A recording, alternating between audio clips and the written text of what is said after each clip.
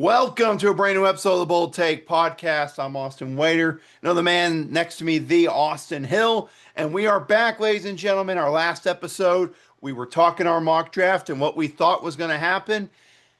Austin, I'm not going to, I don't remember 100% of your mock draft, but it was a very unpredictable first round compared to our mock drafts. Yeah, look, I thought I had dialed up the craziness to 11 in my mock draft. I really took some big swings, some things I was proud of.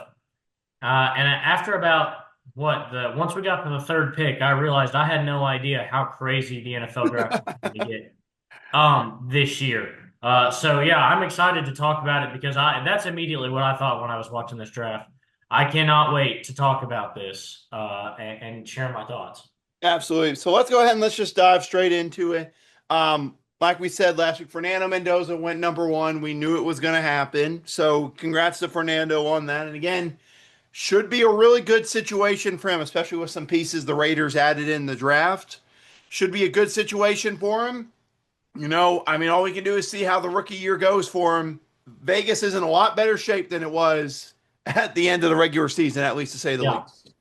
Yeah, I completely agree with you. I think like we said, they took the right swings in free agency to try and bulk up this team, and then obviously you get Fernando Mendoza, a guy you have a lot of confidence in. And as far as quarterback was concerned, this was the only option if you're going to go quarterback, and you're going to take the first quarterback off the board. So I like what they've got in Fernando Mendoza and what we saw in the playoff this year. We learned that not just is this guy a solid kind of game manager, can kind of run the show. Obviously, the Heisman Trophy showed that. But in the big clutch moments, whether it's throwing or tucking the ball and pushing guys out of his way to get into the end zone, this guy is made for the big spotlight in the big moment, and he's going to get a big spotlight heading into Las Vegas. Yes, he is. And in a division that has a lot of talented quarterbacks, Patrick Mahomes, obviously, Bo Nix, Justin Herbert. Now he joins the mix in what should be a very interesting AFC West next year. Now let's jump to where the draft, I will say, really kind of picked up the pace from here. Jets at number two. We both said it. They were either going David Bailey or Arvell Reese. It was just whichever was their preference. They ended up going David Bailey, again, the guy that led college football in sacks. And I think the one we kind of talked about in the mock draft, he's the one with the highest floor in the draft, probably. Maybe not the highest ceiling, but you know what you're getting with him. And the Jets need all the help they can get on defense. And David Bailey's going to help them out a lot this year. Yeah, to me, this is the safer pick, and it's why the Jets made this pick. Um, when you had a historically bad defense last year, you talked about no interceptions, just couldn't get a stop. You need to go with the safest pick, the guy who's going to be, like you said, highest floor. Maybe David Bailey doesn't have the biggest potential compared to Arvell Reese, and the freak that Arvell Reese is, but David Bailey's got a more NFL ready talent right now. He's going to be the guy that's going to get you ready to go and get you ready to play. Where Reese is going to take some time to kind of tune up and warm up and get it going in the NFL. And that's no disrespect to him; he's a great talent. Um, but for them, they needed some safe picks. They needed some easy picks where you don't have to worry too much. Especially with Aaron Glenn maybe already being on the hot seat. I think maybe unfairly, but probably already on the hot seat from Jets management. So you needed a safe pick, a guy you know is going to be able to deliver in year one, and a guy you're not going to have to wait around on. Yeah, absolutely. And the Jets were not done in round one, but more on them a little bit later. Number three pick. This is truly where things started, at least to us, because we thought we knew who at least some sort of order of what we thought the first two picks would be. And here we thought, hey, Cardinals could probably trade out. We'll see what they do. They instead stay here and they pick your man from Notre Dame, Jeremiah Love. Now, this is the pick that if you're going pure, hey, we're a bad football team and we just need the best player in this draft, then Jeremiah Love makes the pick there. But also, it's factor in again, you have James Conner in there. Tyler Algier was signed in free agency. DeMarcano, I don't believe is coming back. So it's maybe not their most pressing need at that number three pick.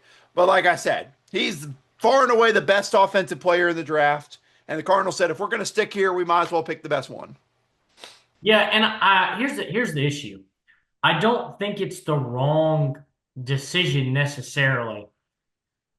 But you're right. This is where the draft started. This is where, and look, there's a lot of chaos that unfolds after this. And Mhm. I think this is the reason that it happened. This pick is why everything else in this draft happened the way it did. We'll talk about Kansas City and why they kind of maybe panicked to get the guy they could have gotten later in the draft. Um, but I think it all comes from this. When you're Tennessee at 4, you're Tennessee, I think truly, I don't think Cornell Tate's bad. I don't think they knew what to do. I Right. think they thought they were going to get Jeremiah Love. I Hmm. truly think that's what they thought was Same. going to happen. Um, the Kansas City moves up to 6. I think they thought, uh-oh, people are doing things that we didn't expect. We need Hmm. to get our guy as soon as possible. It's why they caved and they panicked. We kind of saw this a lot. I'll go ahead and say it. I won't say any more names, but we look at 12 and 13 and Hmm. the picks that were made there. And I think, again, that was teams saying, we don't know what anybody else is thinking because especially as you get later into this draft, you look at number 3 and Jeremiah Love goes and you go, we didn't see that coming. Well, then Carnell Tate goes 4 and you're like, Hmm. well, I'm really not ready for that. Kansas City moves up 3 spots to get Mansour Delaney. And it's all Hmm. these things happen and you start to think, well, if there's a guy, and that's what happened. Teams got to their pick and they said, if there's a guy I like, I need to take him now because there are no guarantees anymore.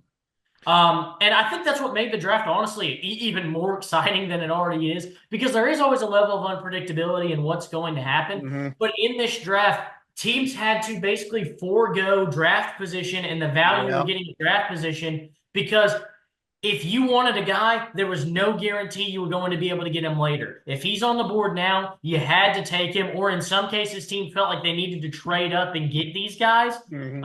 And so that's where we saw a lot of craziness and a lot of kind of this fun energy that came out of this draft. But I'm not against this pick. I think as far as if you're looking to upgrade your offense, quarterback not really an option in this draft. I think you've got faith that Marvin Harrison Jr. can find his way in a better offensive scheme. So maybe not looking to go Carnell Tate or anybody. This is probably too high for those guys as well.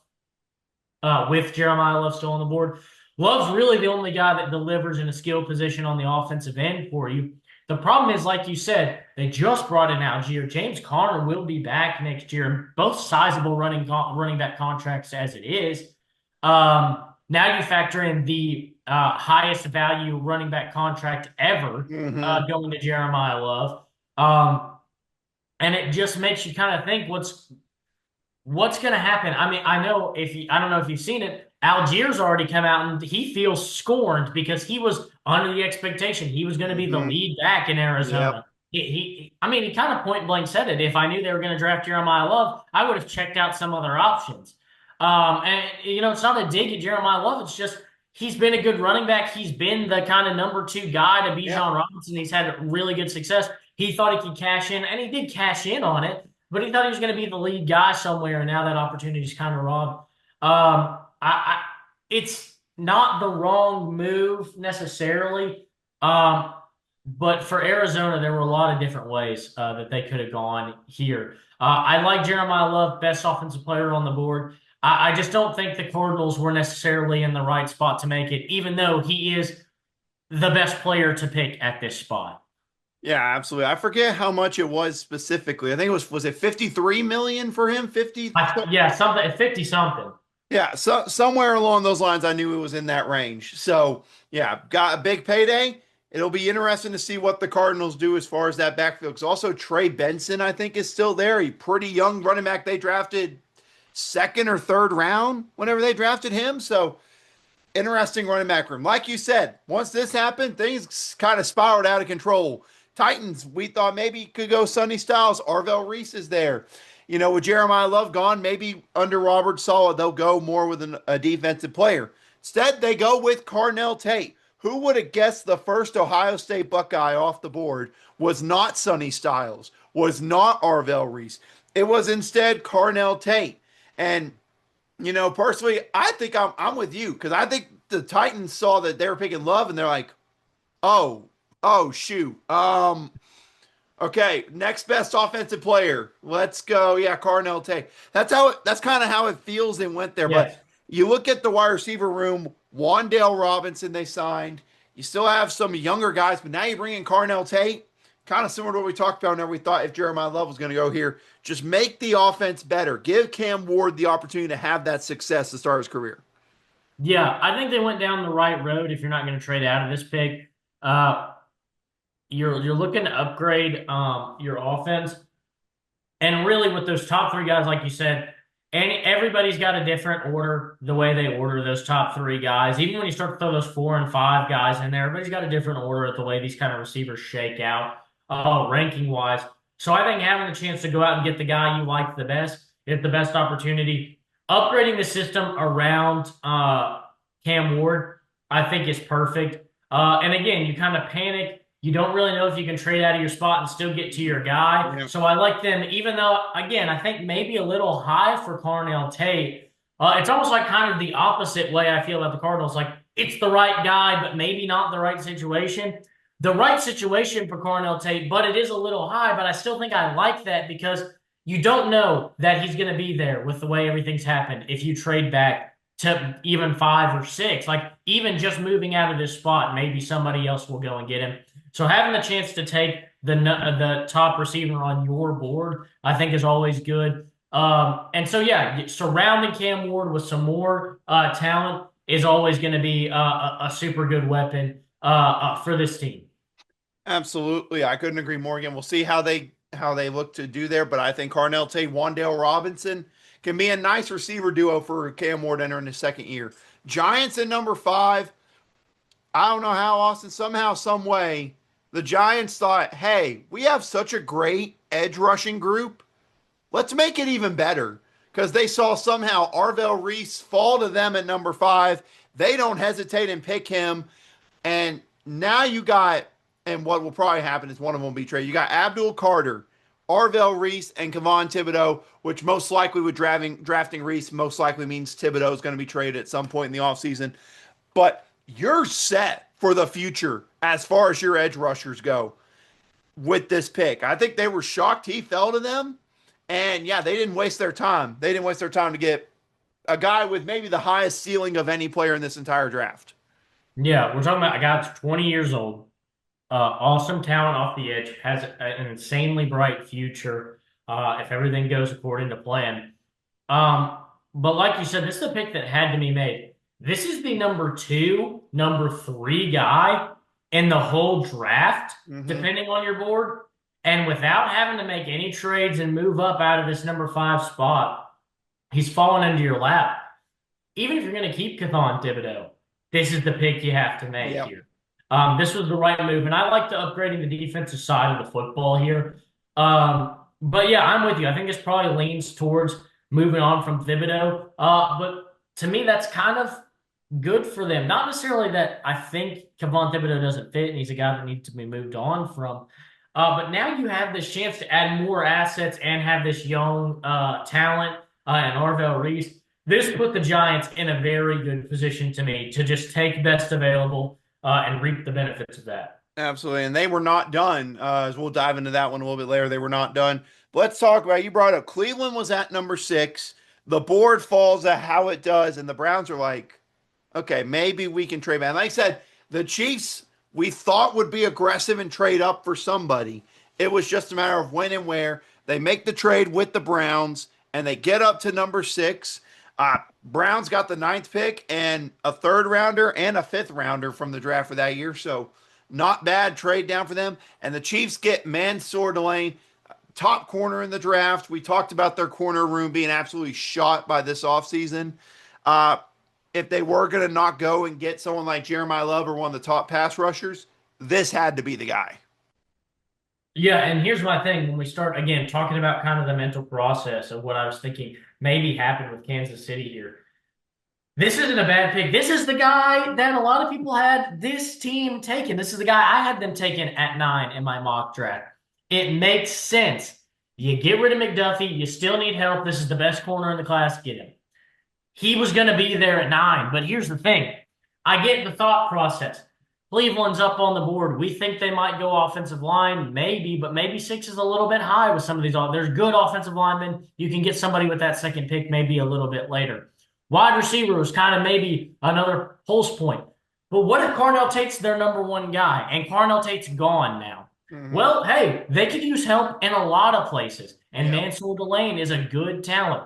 Or maybe Washington, who could be Yep. another landing spot for Carnell Tate. Mhm. Again, off the board. So maybe they're looking to go somewhere else, go corner. Saints, who ended up taking a wide receiver at 8. Maybe Carnell Tate's their number one guy. And they're thinking about corner. They just had a mass exodus of corners with trades and free agents over this offseason. So they need some help in the secondary. So a lot of options. What are these guys going to do? You see all these teams ahead of you that maybe are veering towards different paths, and you got to do something, make a move. I think it was a little bit of a reach. I still think they probably would have gotten him at 9, but I understand the thought process, and this is the guy for them. So though it is going to knock you a little bit in my book for having to move up and cost you what it cost you, this was the guy you needed to get with that first pick in this first round. I agree. Again, I truly think because I thought Washington would pick whoever, who I thought they would pick, that they actually picked at 7. I thought Saints would go with something along the lines of what I thought they would. So yeah, I thought Mansour Delane would be there for them, but they wanted to make sure they got their guy and they got him with the 6th pick. Commanders, like I said, pick 7.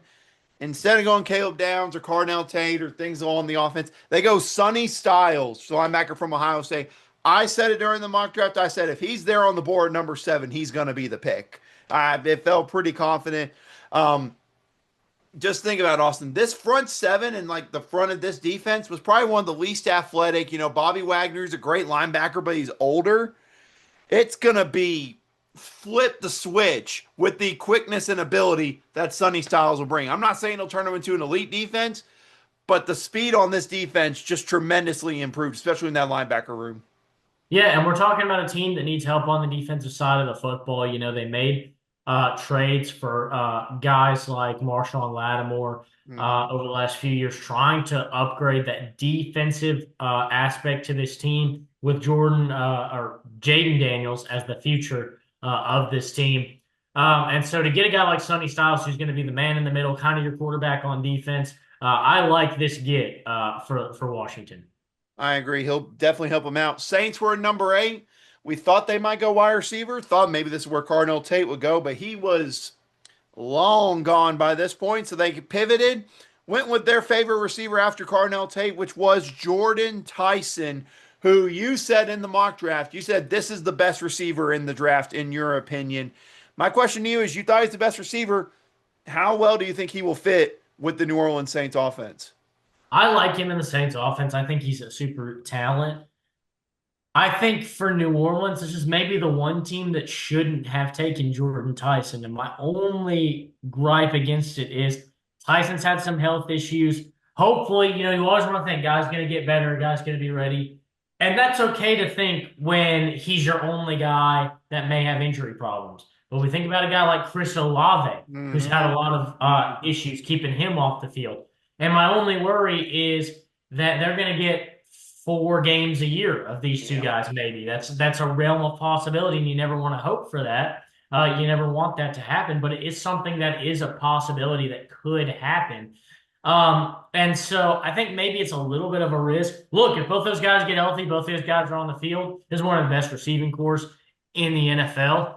But the issue is, are we going to see those guys, or is it going to be for 4 games a year? This is one of the best offenses in football, and the rest of the year, they've got a lot of guys on the IR. That's my only questions with this. Otherwise, to me, this is a great pickup. Yeah, I am praying that we don't have another Chris Olave concussion, because if he has one more concussion, he might be done playing football, and that's the right choice if that is the case with that.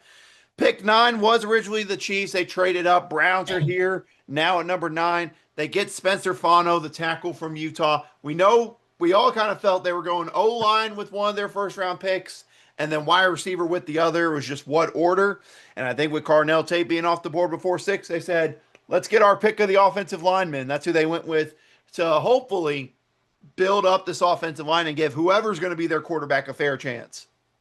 Yeah, and here at 9, I think is where, as the draft kind of went on, we kind of saw maybe teams aren't as big on Makai Lemon Hmm. as maybe we thought. Because, like you said, Browns are a team that maybe could have used some wide receiver help. We knew offensive line, we knew wide receiver were going to be these 2 first-round picks.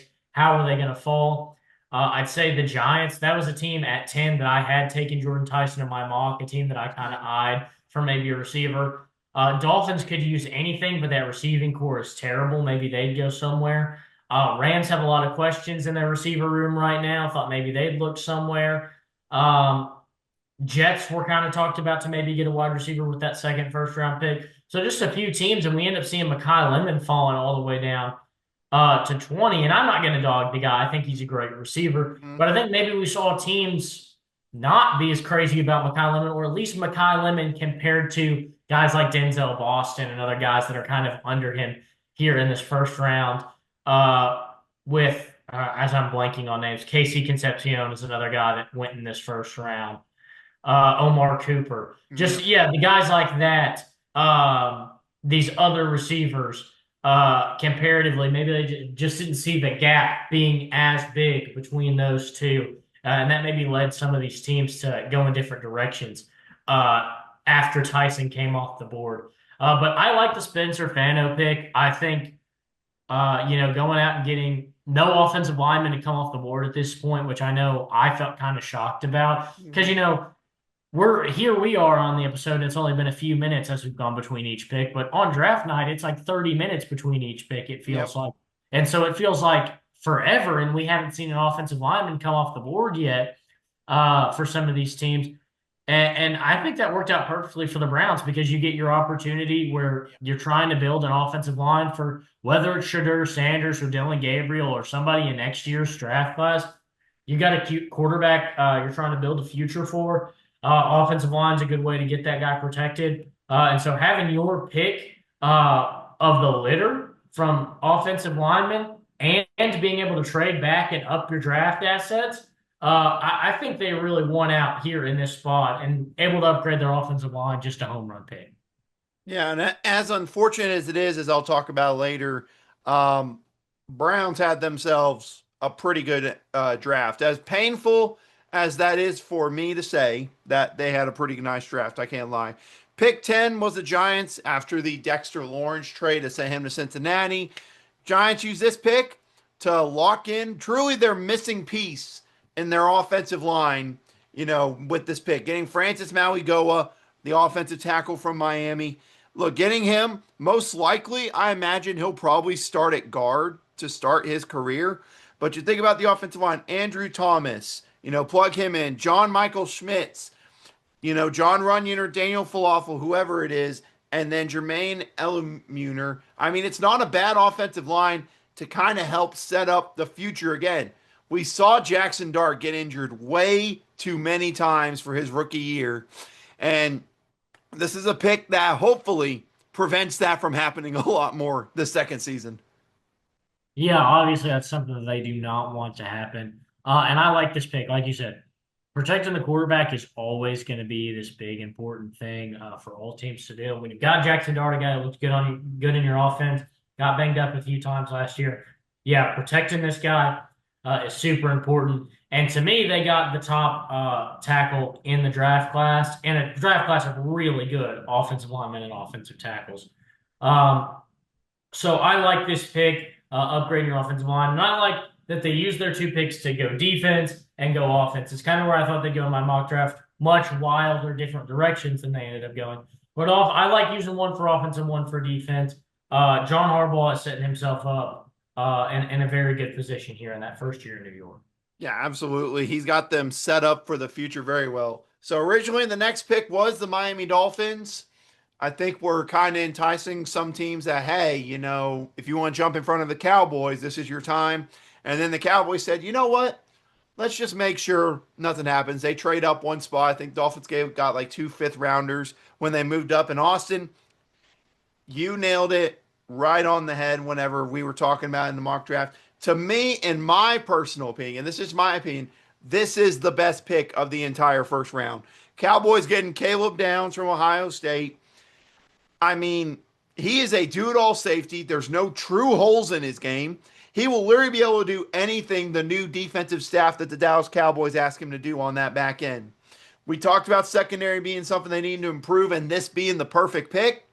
And somehow the Cowboys got him, Austin. This is a guy you can't not take in this spot. Look, a lot of these other teams had holes to fill all over the place. But when you look at the Dallas Cowboys, the secondary was trash. This offense was hanging 40, 50 points on teams and losing football games or tying football games. Need some help on that back end. And like you said, this is a guy that's going to do everything you need him to do. This is just an opportunity, a pick that you just cannot miss. You need to make this happen, and with the pressure for Jerry Jones and the Cowboys, this was the pick that he had to make. Absolutely.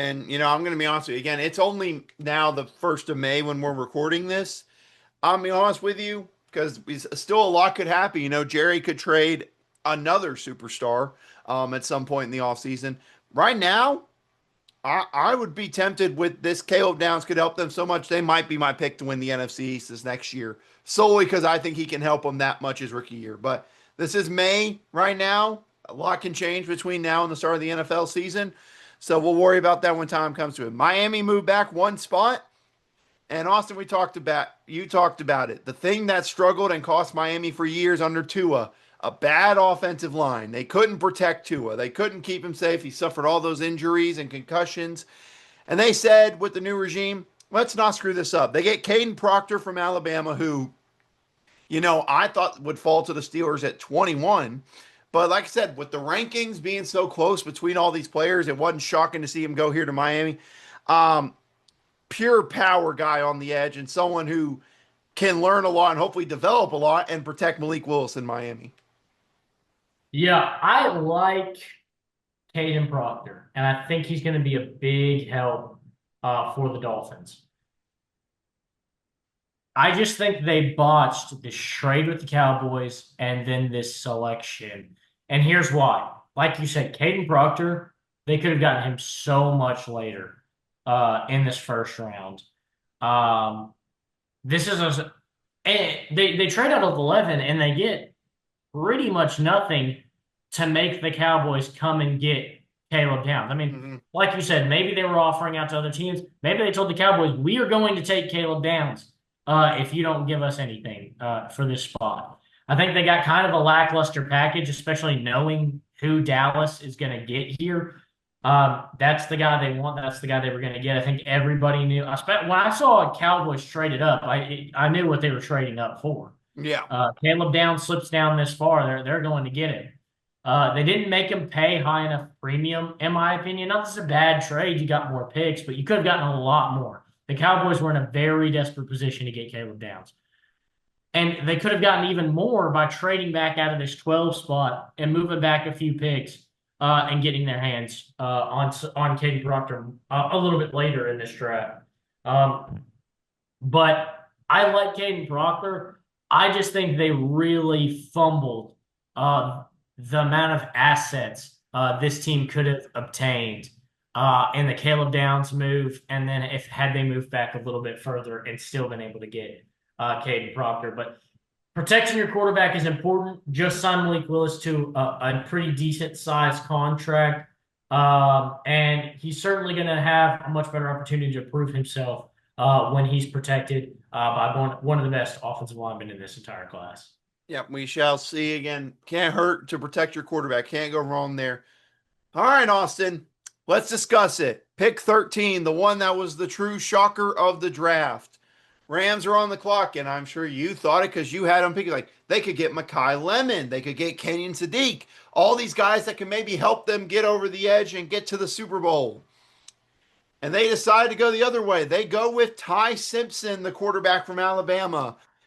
And let me say about this, look, as not talking about the pick, as far as situation, I don't think Ty Simpson could have gone to a better situation to learn. I don't think you could have gone to a better situation to learn from the reigning MVP, one of the best offensive coaches in football.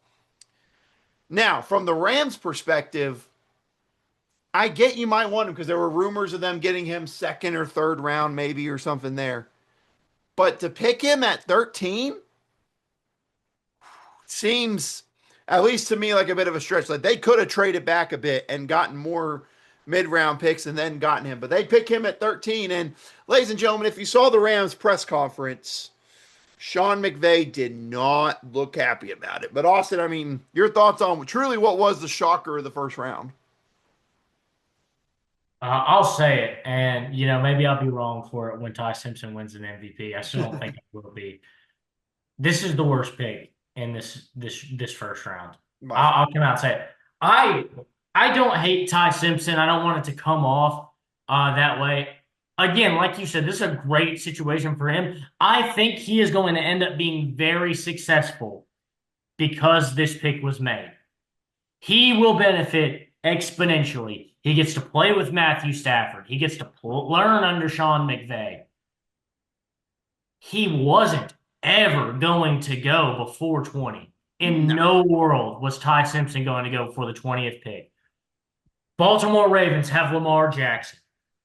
Tampa Bay Buccaneers have Baker Mayfield. The Jets have already showed they don't want him. Mm-hmm. The Lions have Jared Goff. The Vikings have two quarterbacks, J.J. McCarthy and Kyler Murray. Mm-hmm. Bryce Young just earned faith in Carolina. Who was at 20 before? The Cowboys. It was the Cowboys originally. Cowboys have Dak. Maybe the Steelers at 21. Maybe the Steelers at 21. That's the first spot where I say maybe Ty Simpson could go here. All these other spots, I mean, talk about a huge draw. That's 8 picks. Yeah. This was not the right move. I don't think they're going to pay the ultimate price for it or anything. I just don't like this move. It makes no sense. You have the chance, because of a sweet deal you made last year, to pick a super high-end talent that can help you win now. Whether that's getting a good piece in your receiving core who you can count on being there at the start of the season next year, talented defensive pieces, maybe some help at tackle. We talked about Rob Havenstein retiring. Always nice to add guys on the defensive side of the football, not that they necessarily need it.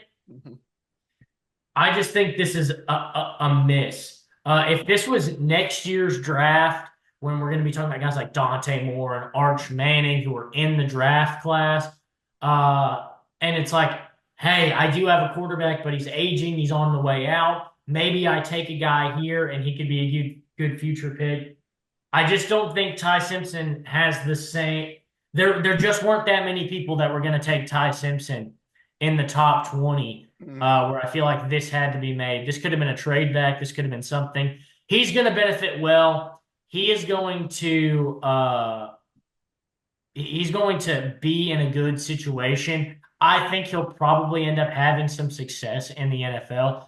I just think the Rams did not do anything with this golden opportunity to make them. They didn't make themselves a better team this year. Yeah, exactly. And again, I get it. You're 1 or 2 plays away from going to the Super Bowl and probably winning the Super Bowl. But this to me was just a total surprise. And Mike said, I don't even think the Steelers are going to pick him at 21. I think the main thing that everyone thought was maybe the Cardinals or Jets would come in at the end of round 1 and maybe trade in to get him. That was what I had heard was like the most likely scenario. Be like the Cardinals trade in and get him, or Jets trade into the first round to get that 5th-year option. But yeah, I mean, truly a stunner. Sean McVay wasn't happy about it, no matter how much he wants to try to lie and say. The second press conference didn't give me any more confidence. The fake smile, like I'm happy. I'm really happy. I get it. It doesn't look good for PR, but just say it. Nobody asked me. Nobody asked Matthew Stafford, and we just made a pick for the future. He's going to have some success. He's going to be good. McVay is a genius. He's going to make it work. And Matthew Stafford, one of the greatest quarterbacks of all time. He's in the best situation you can be in. There's no doubt about it. This did not help this team get any closer to a Super Bowl. And I think that's why everybody I think that's why fans are upset. That's why I myself am upset. Hmm. That's why Sean McVay's upset. This was an opportunity to add a high-end talent early in the first half of the first round to make yourself better. Even if it's again, even if it's just Mekhi Lemon to add Yeah. some stability to the wide receiver room, and Or instead they've Kenya, been or even like someone like Kenyon Sadiq, get someone in your tight end room or a tackle or something. They'd be like, you know what? That could help them maybe get over the hump and win a Super Bowl this year. That could have been it. That could have been it. But I will say this last thing I want to dive into. It kind of feels like if you remember Jared Goff whenever he was with the Rams, it kind of felt like a quarterback who, was a game manager, really didn't have like elite arm strength or like the elite ability. It kind of feels like they're going back to what Jared Goff was. And I'm sure Sean McVay probably doesn't want to go back to what it was with Jared Goff whenever he was there at the end of his yeah. time. So we will see, but it was definitely the surprise of the first round. What wasn't the surprise of the first round was the Ravens pick. Me and you both had this pick right. And just for you, I will attempt to say the name first this time so we don't have to. Alaya Vega Ione. That's the best you're getting out of me. The one from Yeah, Penn State. that was Um, good. Thank you. I heard him say it on the broadcast, and I'm sticking to it that way. So if it's wrong for them, then it's wrong for me. Uh, if I remember correctly, I saw the stat. I think gave up 1 sack, 0 sacks during all his years at Penn State. You need him on the interior, protect Lamar, try to get a run game going. It was a no brainer. Yeah, this is the easiest pick. I'll save us some time for my rambling and ranting in the last pick. This was the pick we both saw coming. This is the right pick. This is where the kind of recovery for the Ravens starts. It's fixing those holes in the interior line that they lost this offseason. So, yeah, this was the right pick through and through. Absolutely. But Austin, this next pick, if you would have told me in January after the national championship that Ruben Bain was going to fall to 15 to the Buccaneers, I would have called you nuts. And yeah, here we are. Ruben Bain goes 15 to the Buccaneers. He's going to thrive there in Todd Bowles' defense. This was the pick that might have saved Todd Bowles' butt for another year after next year because number one, we have seen what this man can do in college. Forget all that BS talk about the arm length. It has not hurt him in college. It's not going to hurt him in the NFL. And number two, if you watched whenever the players are walking Austin, they grab the hat, stand in front of the mirror and look good. He just went, took that hat, and just kept on walking. I'm like, now that's a guy that's going to turn into an all-pro. But this was, given how far he had fallen, Tampa was like, oh, absolutely. We can't screw this Yeah. up. This is to me the best defensive player in the class. Absolute hit piece that tried to destroy him before he even got to the NFL. Um, it's just this is just the right move. You need help on the defensive line. You need your defense to be better to help bail out an offense that did everything it could for this team last year to try and make it into the playoffs.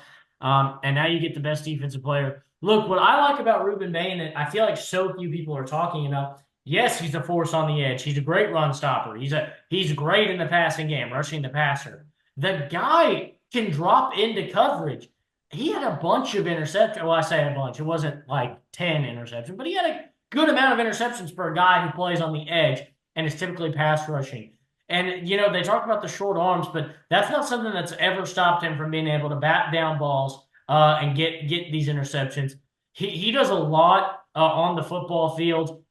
He's just a smart player. And the Buccaneers have certainly got themselves a huge piece here to upgrade their weak defense.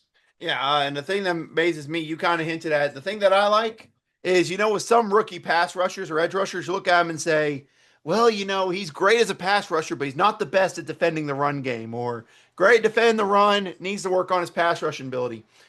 Buddy never hardly came off the field for Miami. He was good in the run, good at rushing the passer, good at dropping in coverage. You name it, he was able to do it fine. So now you're giving Todd Bowles a guy who strength is everything there. So, wow, going to be fun to see him in Tampa Bay. This next pick, I'm not saying was the shocking. It's to me the most in one of the more intriguing ones of round one. Jets second pick in the first round. They go Kenyon Sadiq, the tight end from Oregon. Me and you both love him. just shocked he went to the Jets here. One of the most explosive tight ends we've ever seen coming into the NFL draft goes to the Jets. I said it in my tweet, I'll say it now. I don't know if it's going to work out, but it could be fun if it does work out for him with the Jets. Yeah, I think the Jets went best available kind of on the Yeah. offense here, just kind of upgrading out some weapons. But I like that.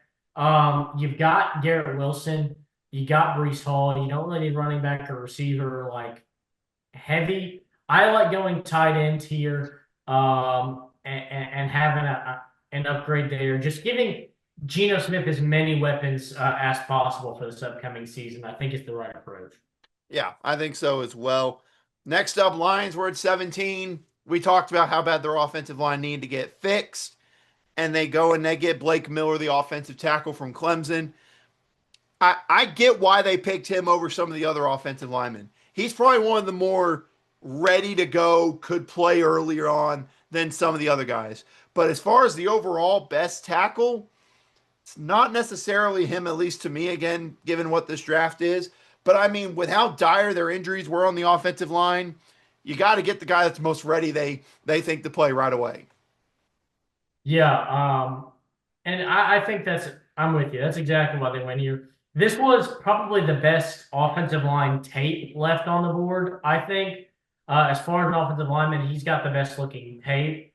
Uh, those highlights at Clemson, he did a great job. Though Cade Klubnik still found a way to make mistakes and get sacked, Blake Miller has no tape where it's his fault. And so I think a lot of teams like that, and that's what they really liked in Detroit. But I'm with you. I think there was better talent out there, even if it didn't have the same kind of, again, pretty tape and statistics. Absolutely. And next pick to me, I'm not going to lie. This next pick, the Vikings at 18, this is probably to me up there with Ty Simpson. This is a pick I just flat out don't understand. They go defensive tackle Caleb Banks from Florida. No disrespect to Caleb Banks. Not trying to be rude at all. The secondary was where they needed help. But not only that, the thing is, we never saw him consistently this year for Florida. His season was cut short with a foot injury that required surgery. And then he had another foot surgery after an injury he suffered during combine week. And to pick him at 18 with some of the other guys that were available, this is a big swing that could fail horrendously for Minnesota. At least that's my opinion on it. What are your thoughts on it? Yeah, to me, I'm with you. I don't have anything wrong with Caleb Banks, but this was secondary pick. Look, take Thynman. If you're clearly teams were worried about Jermod McCoy. Sure, storyline will kind of hint at Yeah. a little bit later. This is where I had Jermod McCoy going. A lot of people had Thynman here, but to just not take secondary at all, and to take, I'm sorry that CBS Sports, I'm looking at it here, has him ranked as the ninth best defensive lineman in the class. That's not even factoring in edge rushers. That's just interior linemen. This was a puzzling one to get at 18. Yeah, it was. Will shout out Minnesota. They picked a former UCA Bear, Jack Golday, in the second round. Transferred from there to Cincinnati, and they picked him second round. They went secondary at in round 3 and round 5. But yeah, to me at least, this was perplexing. I didn't really understand this one. Pick 19, Carolina Panthers. My dream of Kenyon Sadiq obviously couldn't happen here because he obviously went to the Jets. And they were like, you know what? Let's try to protect Bryce Young. He had a pretty good year. We won this NFC South. Let's try to keep him protected. They go Monroe Freeland, the offensive tackle from Georgia. Look, obviously there's some development. He's got to do this and that. But protecting Bryce Young seems to be the thing. And you think about it, Austin. Entering the draft last year, we kind of wondered how committed they were to Bryce Young. Then they picked Teteroa McMillan in the top 10. Then in this year's draft, they go offensive line. It's clear more and more how confident they are in Bryce Young. At least to me, that's what it seems like.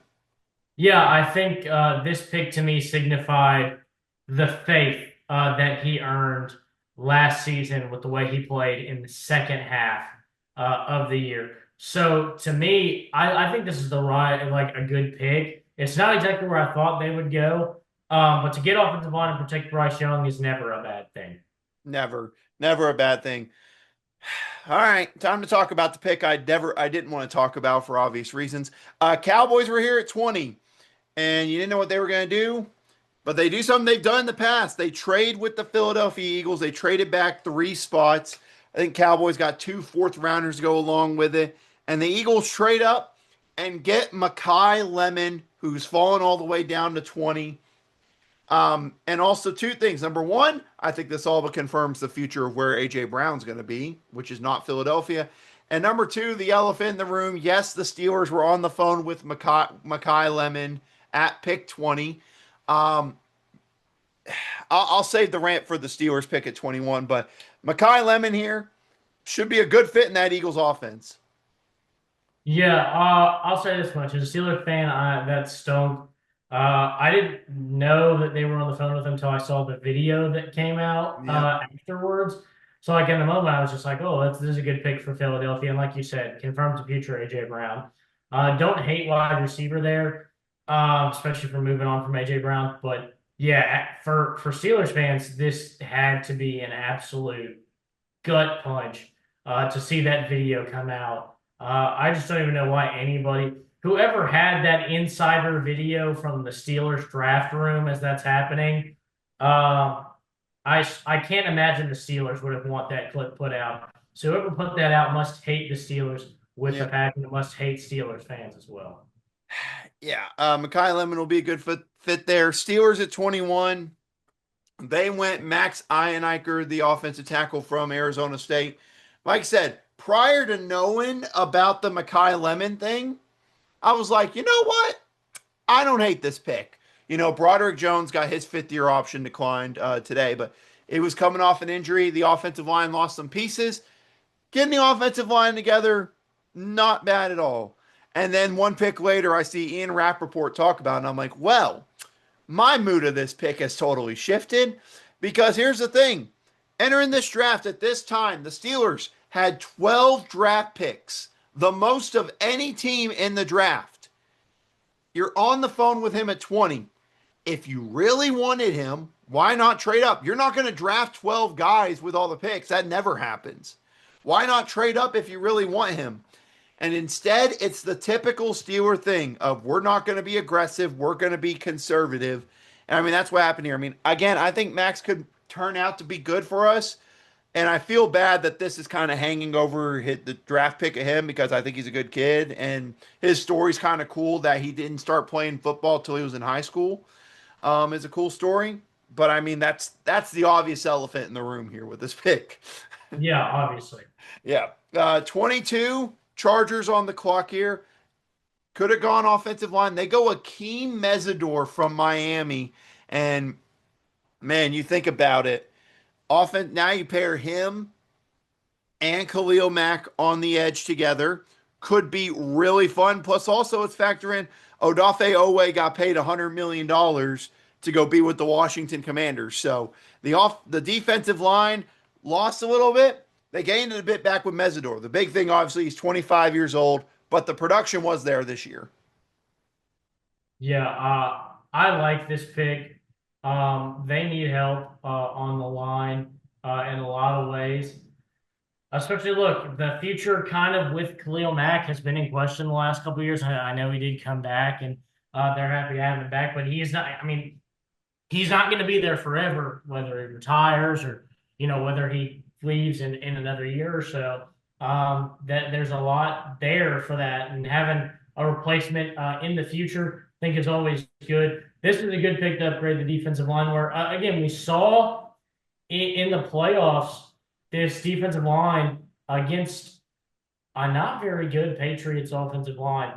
They found a way to make disruptions, but they need more of that, and they knew they needed more of that.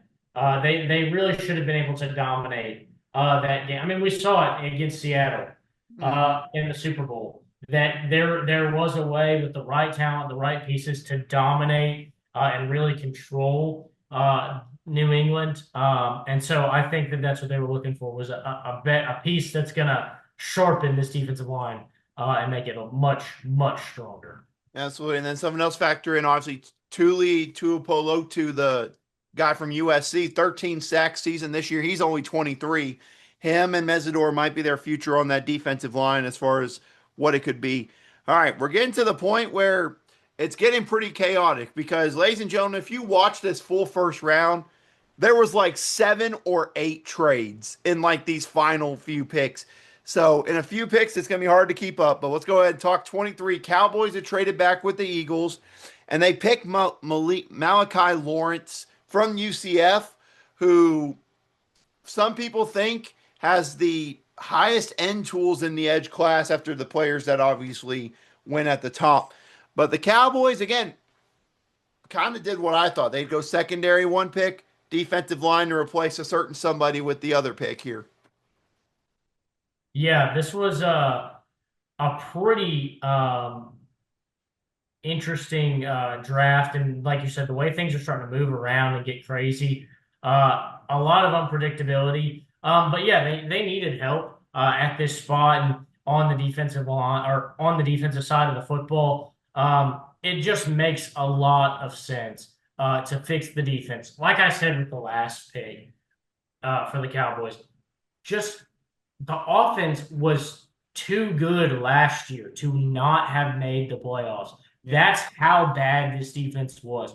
And so to spend both those first round picks on the defense side of the ball was absolutely the right move.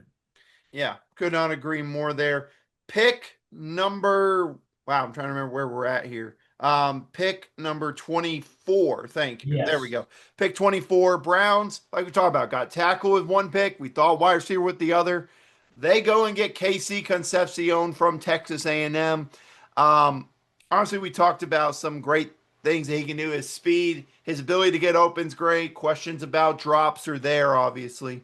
But the Browns weren't done, obviously. They picked him with this pick. Then they go and get Denzel Boston with the 39th pick in the draft. So Browns go wide receiver early to try to, like I said, no matter what you think about the quarterback room there, you got to give someone in that room a chance to be successful, and these picks do that for them. Yeah, I agree. And those are two guys that I think are really kind of underrated talents in this draft. Especially, I said this in our mock draft because I had Denzel Boston going in the first round. I think if he was wearing an Ohio State jersey or he was wearing a Texas A&M jersey or a USC jersey, we'd be talking about this guy as one of the top wide receivers in the class. And I think so. I think that's a great pick at 39. But with KC Concepcion, just a great talent who can do a lot of different things. I think what's so fun is you just find a way to get the ball in this guy's hands, and he is going to make something happen. His run after catch is what truly sets him apart from a lot of receivers in this class. And so I think that's the thing I like the most about this pick is with this. There are a lot of wide receivers in this class who can run good routes and get open and make tough catches. So if you're going to pick another wide receiver, which they ended up doing, you can get a lot of guys like that. But there aren't a lot of guys like KC Concepcion that you can throw the screen pass to or even the deep ball to, and then they make the play after the catch. He's just got that kind of insane awareness and ability that I think sets him apart from a lot of guys. I think so as well. But Austin, pick 25, Chicago Bears. You had in the mock draft, you have getting Dylan Thyman. And I was like, Austin, there's no way he's going to be there. You're going to have to trade up for him. Even I was recording with David, I told him, he's like, I doubt he's there. Well, weren't we stupid for thinking that? Because he falls right into the lap of the Bears. This was your favorite player in college football this past year on the defensive side of the ball. And he's going to the Bears. It makes sense. They needed safety room after the moves they made. He will be a day one starter in Chicago, and I think he's going to thrive there. But of course, we got to know, what do you think? Yeah, this was so I was electric. As the draft is falling, I started to get the feeling that things were going my way. 18 happens and Caleb Banks goes, and I'm like, that was really the last hurdle. That was the last team that I for sure could. I was like, sure, anybody could take him, but that was the last team that's like, Because in a lot of mocks I've seen, if the Vikings didn't take him, he ends up in Chicago. Mm-hmm. Um, and so I didn't have a lot of worries, but with the way the draft had been, I knew there were no guarantees. And then when 24 happened and it's Casey Concepcion, my next thought immediately went to, well, now we're not gonna get him. Somebody is they're gonna do something else.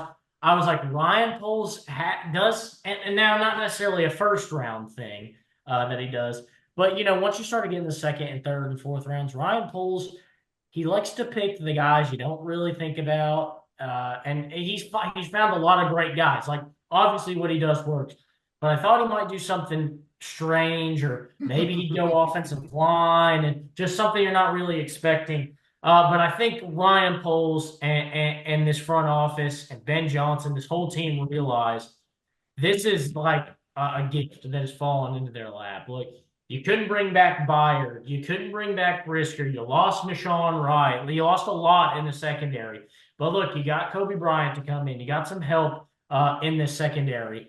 And to now go and get Dylan Theinman here and really solve those starting safety issues. The second best safety in all of college football last year, and over the last few years. Oh yeah, absolutely.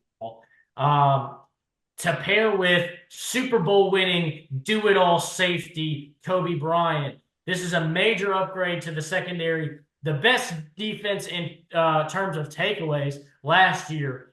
Get some nice replacements to some pretty solid guys. I was really excited for this pick. This was my dream pick if the Bears stayed at 25 and it somehow finds a way to happen. Dylan Thunman is going to fit right in with this team. I can just not speak to how ecstatic I was to see his name come across the screen. Yeah, I'll go ahead and put my hand up. I said I thought there'd be no way in the world he was falling to 25. And sure enough, as we said, this draft was unpredictable and it worked out in the favor of the Bears. Pick 26. All right, this is where we start getting into the scenarios where I'm having to track everything through my phone here.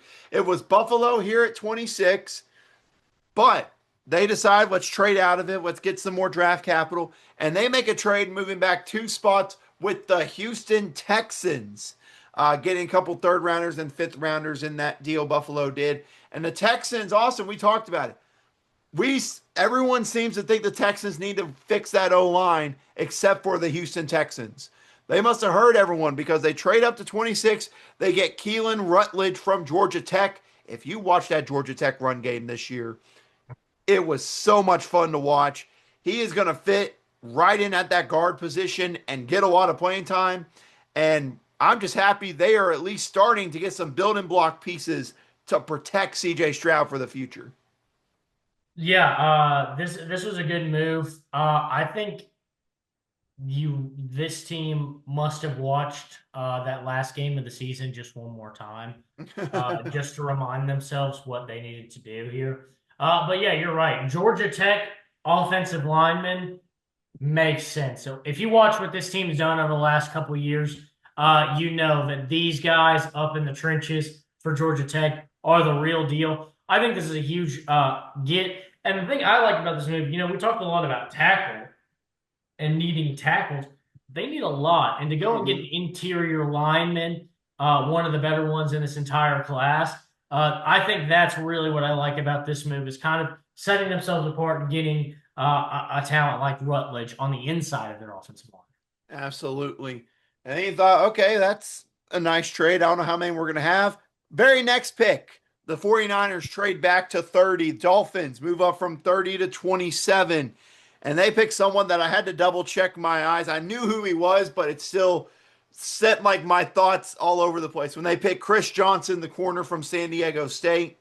Obviously, the new coaching staff coming in, defensive staff from Green Bay, they want to get defensive pieces. And Chris Johnson was a guy that, people thought was cleaning up that he could go in the first round, but we didn't really know because he was at San Diego State, and that was a big question mark. But he goes here to Miami at 27. Yeah, and I sat back, I was like, man, if only that was Chris Johnson, East Carolina Chris Johnson, because then that would have been great. But, what do you think here for Miami? I don't hate to pick. Miami needs anything. Basically just picking a player is a celebration in my book, as far as upgrading this team. This is kind of the point in the draft where I just started to think it was a little bit silly, the whole Jamad McCoy kind of discourse. I agree. And it's nothing against Chris Johnson. He was a great player. He's one of the best corners in all of college football. Um, but I think at this point, once you get to like 27, like once you get outside of the top 20, to me, it's like it's the risk reward is so much better, especially if this is your second first round pick of the night. Um, so I like Chris Johnson, but I thought the Dolphins particularly were one of those teams that it was kind of like, why? Like, Right. why wouldn't you just go Jermod McCoy? And this is a team, especially they're a team that can have the kind of patience that's necessary to acquire him. Um, but I don't think it's a bad pick. Chris Johnson's a great player. It's just more of a critique of teams just desperately avoiding Jermod McCoy, like he'd never play football again. Yeah, absolutely. We'll dive in more into that in just a little bit here once we get through all this. It was Buffalo at 28 after trading back with the Texans, and they said, we'll trade back one more time. Why not? They trade back to 31. Patriots move up to 28, and they get Caleb Lomu, the offensive tackle from Utah. Obviously, not the Patriots' only big story of the offseason, but we're not going to talk about that on here. We're going to give credit to Caleb Lomu. And look, you watch the Super Bowl, Drake May was running for his life. Will Campbell's only going to get better with more reps. And now you got the other side set with Caleb Lomu. Yeah, this is a no-brainer. I'm exactly with you. Offensive line struggled in the postseason. Super Bowl is where it got the best of you. Make sure that doesn't happen again. Yep. Pure and simple. Pure and simple. If only that was the answer for everything the Patriots were going through this offseason. Yeah. If only that was the answer there. But pick 29, no trade at this one, even though the last three have all kinds of trades. Chiefs stay here and go Peter Woods from Clemson. And let's say it like it is. Chris Jones turning 32 in the offseason. And you talked about it a lot during the season. Just it felt like at points he wasn't making the same impact he had been. But if you're Peter Woods, there's not many people to learn better from than Chris Jones, who's been one of the best defensive tackles in football for a long time. Yeah, and this was kind of the point here to me, where it was like Kansas City, because of their earlier aggressiveness, they couldn't then try to move up and get one of these like Yep. Lomu would have been a great get for them. I would have liked them to see them go offensive line, but that kind of a lot of those first round guys, all those Yep. first round guys were pretty much gone at tackle. And so I like this pick. Like you said, Chris Johnson has kind of had some, or Chris Jones has had some question marks over the season last year. And so now to get a guy that can kind of learn from him and then be his heir it is a good upgrade for one of the more important parts of this Chiefs dynasty. Absolutely. So then pick 30 was originally the Dolphins. Now it's the Niners, and you think they're going to stick here? Nope. The New York Jets move up into the first round and make their third first round pick. And that's Omar Cooper Jr. from Indiana. Ladies and gentlemen, if you watch college football this year, you know exactly why Omar Cooper's such a big name. Arguably the greatest catch maybe in the history of college football. I think it's a fair argument for that one. But also just a great skill set. And I think he could be a great complement to the wide receiving core they have there in New York right now. When you think about it, Austin, you go David Bailey number two. They get Kenyon Sadiq for the tight end room. And now you get Omar Cooper Jr. here at wide receiver.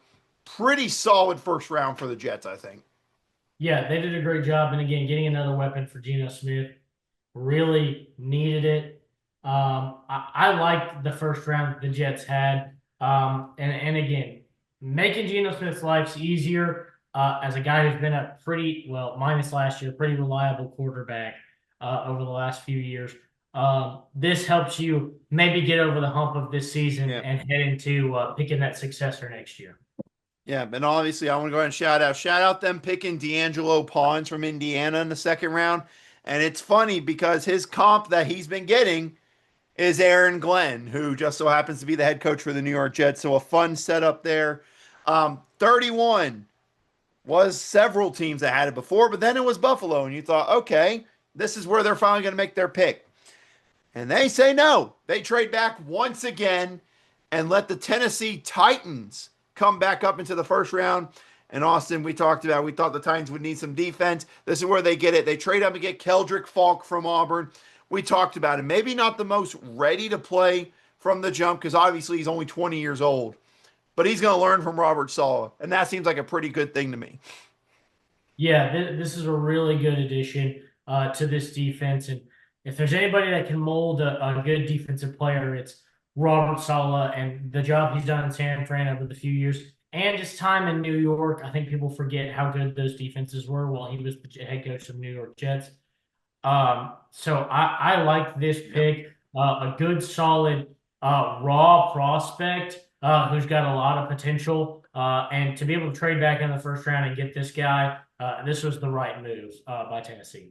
Yes, it was. And then the final pick in the first round, the Super Bowl champs, we thought, hey, maybe they could go running back second round. You know, they can go and get Jadarian Price second or third round. And they were like, nah, we'll just pick him here. So how about that? Two Notre Dame running backs going in the first round. I mean, they look, if you followed free agency, they lose Super Bowl MVP Kenneth Walker to free agency. Zach Charbonnet's coming off a torn ACL.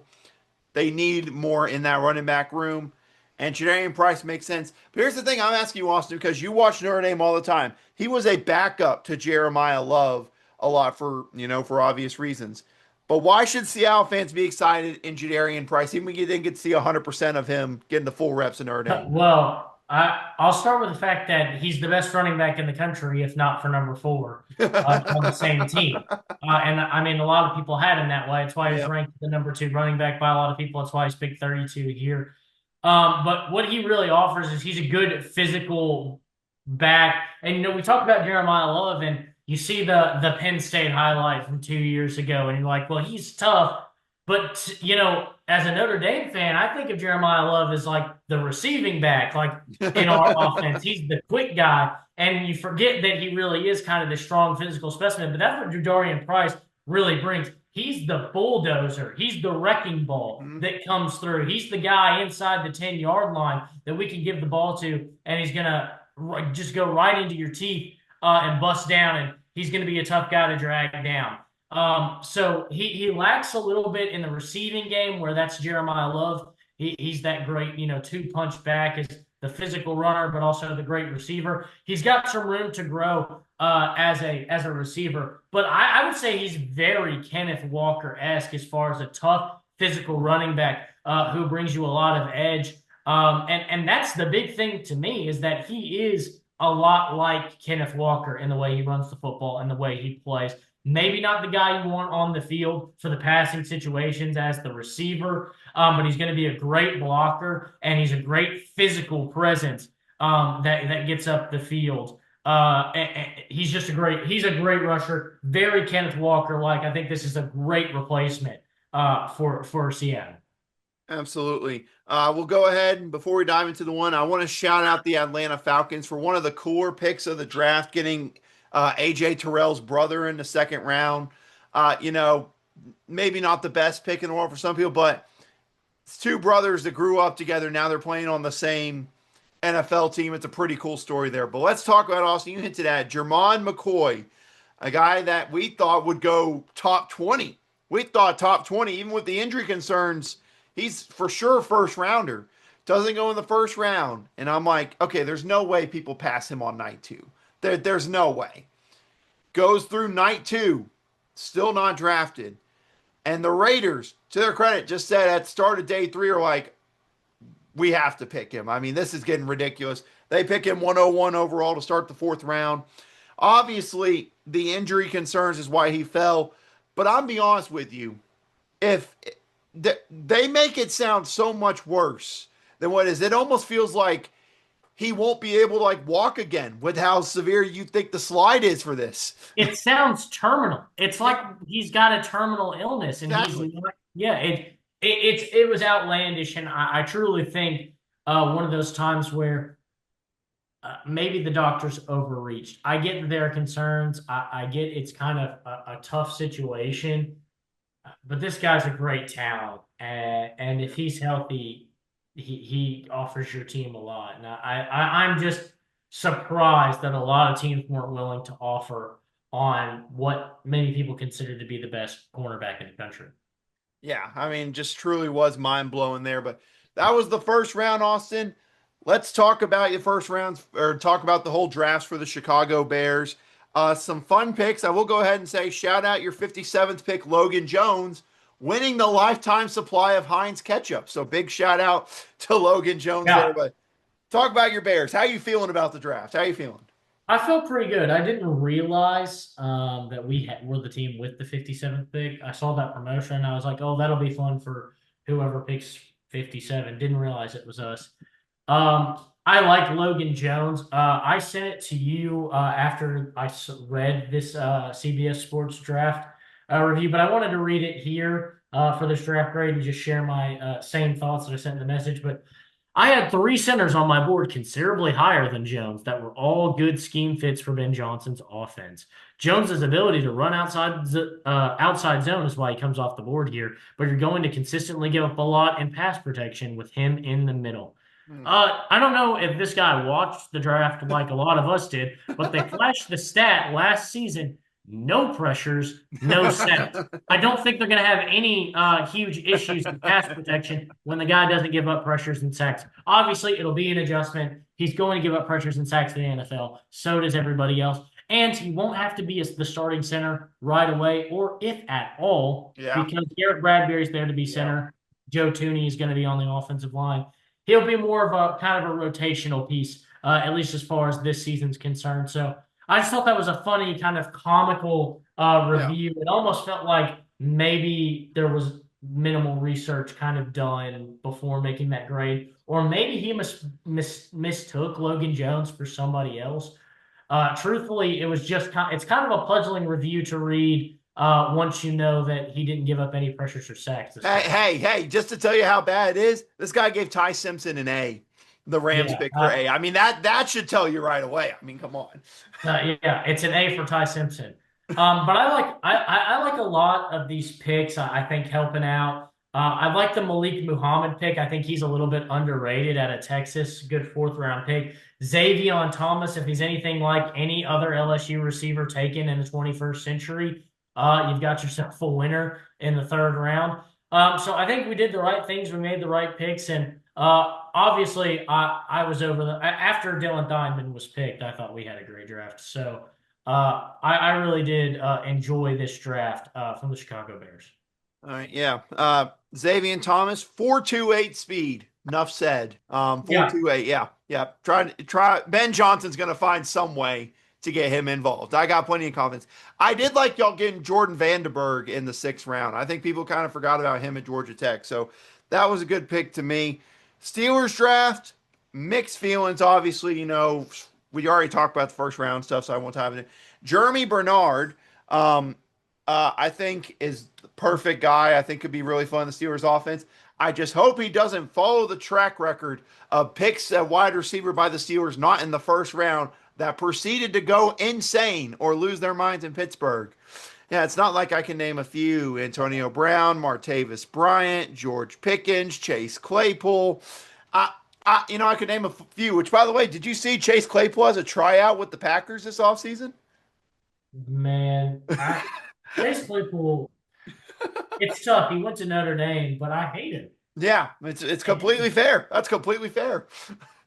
It stinks. He played for the Bears. He went to Notre Dame, but I just hate him. He's just made himself like such an instead of just embracing the fact that he was wrong and he got ahead of himself, and he's not quite who he thought he was. He's just turned himself into like this joker, and it's disappointing. But I will say the pick that I like the most out of the Steelers draft, I like the Drew Aller pick. Mm-hmm. You get him kind of later in this draft in the third round, but he's a guy who's got great talent. I liked him at Penn State. Sure, the injuries may be a little questionable. And look, if it doesn't work out, he was like a third round pick. So who cares? And next year's quarterback class is going to be good. But if he does work out and he's got a lot of talent and a lot of potential, I think this guy could very well end up being the franchise guy in Pittsburgh. I don't know if you like it or not, but I love the pick, and I was like, I think this is a great situation for Drew Loar. I really think he's going to be successful in the NFL, and I think to get him in the third round is a steal because he was going to be. I'm going to say it. Even with the season he had this year, he was going to be a first or second round pick if he finished the season healthy. Yeah. Hey, I told you, sell me on it. And I appreciate it. The thing that I think helped me along that standard was Daniel Jeremiah. I was watching NFL Network's coverage, Daniel Jeremiah, and then we're all talking to me and like, look, that offense was just not a good fit for him. It was a lot more of the offense not being a good fit than it was him being a bad quarterback. Yeah. Because he's got the great arm. Some people are comparing him to Joe Flacco with his arm strength there, which I would not hate. A guy that won a Super Bowl MVP would not hate a guy like Joe Flacco. Plus, I could use the phrase "the elite" Drew Aller. That would Yeah. be a nice touch.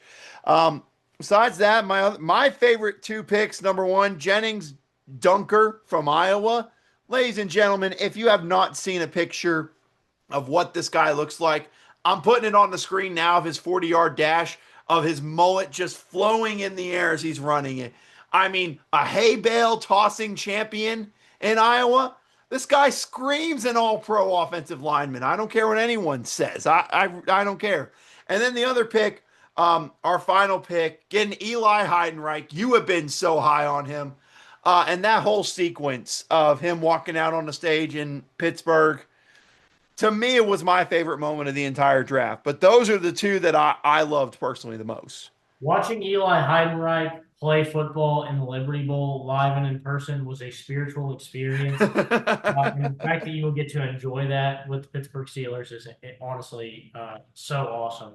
Love that pick. Like Heidenreich, he's going to be a threat in the NFL. I mean, he'll run routes. He can catch pat. You name it, he'll do it for the offense. I have confidence. I'm not saying Mike McCarthy's a great coach.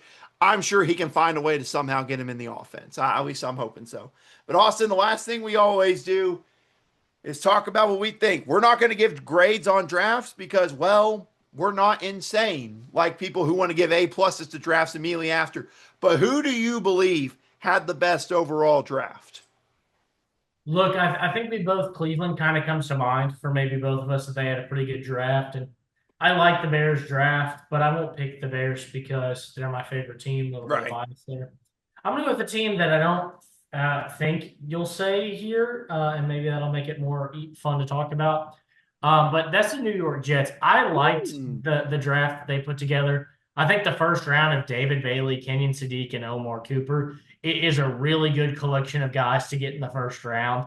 So putting them all on the field is going to be, I mean, that's three starters in the first round for this team that instantly upgrade this roster. D'Angelo Pawns, I think, is one of those kind of underrated guys to get in the second round, and he's going to be a big upgrade in the second quarter or in the secondary. You talk about a guy who had the play from the national championship game that sealed it. And you think he caught an interception in the biggest moment of his life, and the Jets couldn't get an interception in the smallest moment. So they could really use kind of a threat like that on their team. I look at Cade Klubnik, and he's a guy I've never been high on. But when you're picking quarterbacks in this draft, everybody's got a little bit of potential, and there was some talent there from Cade Klubnik.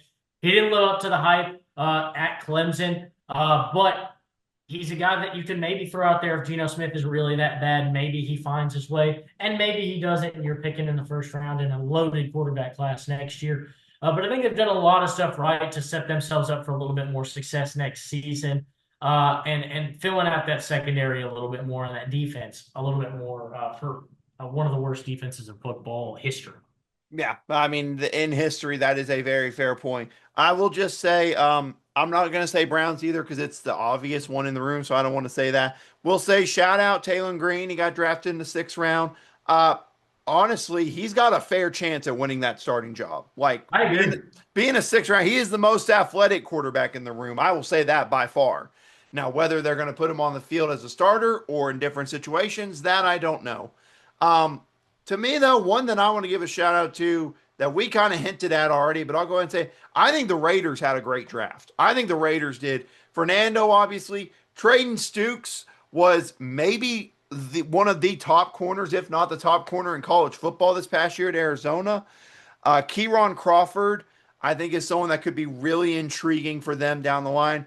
Trey Zune, I think, also underrated. I think he'll be a perfect fit in Clint Kubiak's offense with their running scheme that they do. I think he could be a great fit.